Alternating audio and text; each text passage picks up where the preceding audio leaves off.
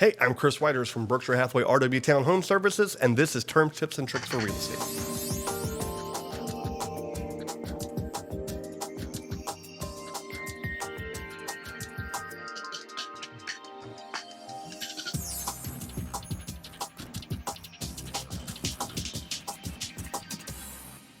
Hey, I'm Chris Whitehurst, and this is the Terms, Tips, and Tricks for Real Estate.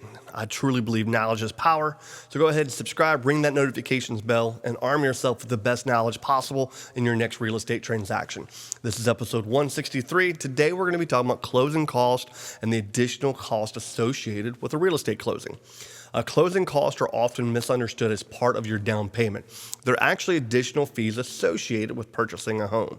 Things such as title insurance, attorney fees, application fees, prepaid insurance amount, taxes, appraisals, all of these things factor in, and they're considered as part of your closing cost. A buyer's side is generally higher, but both sides will incur some fees along the way when we're looking to close a home. As a seller client, I give my clients an estimated seller net sheet that breaks down some of the associated fees as an estimate. Again, it's just a guess, usually pretty close on those.